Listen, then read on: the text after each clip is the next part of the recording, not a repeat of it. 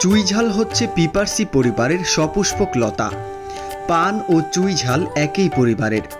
চুইঝাল গাছ দেখতে পান গাছের লতার মতো, পাতা কিছুটা লম্বা, পুরু এবং পাতার গোড়া পান পাতার থেকেও বাঁকানো হয়।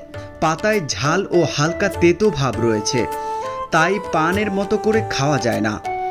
চুইঝালের নির্দিষ্ট কোনো লিখিত ইতিহাস নেই, তবে ধারণা করা হয় এটি দক্ষিণ ও দক্ষিণ পূর্ব এশিয়ার একটি প্রাচীন মশলা, যা মূলত খুলনা অঞ্চলে ঐতিহ্যবাহী ও জনপ্রিয়। স্থানীয়ভাবে এটি গরুর মাংস ও খাসির মাংস সহ বিভিন্ন খাবারে ব্যবহৃত হয়। এটি মূলত এর বিশেষ স্বাদ ও ঝালের জন্য পরিচিত।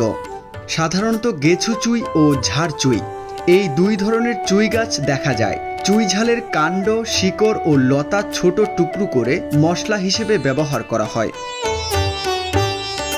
এটি মাংসের পাশাপাশি মাছ, নিহারি, মুড়িঘণ্ট, সবজি, হালিম এবং চটপটি সহ বিভিন্ন খাবারে ব্যবহৃত হয়। যে কোনো ব্যথা দ্রুত কমার সাথে সাথে চুইঝাল টনসিল ও লিভার সমস্যায় টনিক হিসেবে কাজ করে।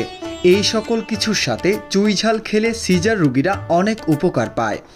বর্তমানে উত্তরাঞ্চলের নীলফামারী, কুড়িগ্রাম ও পঞ্চগড়ের মতো জেলাগুলোতেও চুইয়ের চাষ শুরু হয়েছে। নিজস্ব প্রয়োজন মেটানোর পাশাপাশি চুইঝাল এখন দেশের বিভিন্ন জায়গায় চাহিদা মেটানোর জন্য চাষাবাদ করা হচ্ছে। চুইয়ের চাহিদার বিষয়টি বিবেচনায় নিয়ে খুলনার বিভিন্ন গ্রামে গড়ে উঠেছে ছোট বড় চুইঝালের নার্সারি। তাই বলা যায় চুই চাষে আমাদের দেশে বিপুল সম্ভাবনা রয়েছে। চুই চাষও দেশের অর্থনীতিতে রাখতে পারে গুরুত্বপূর্ণ ভূমিকা।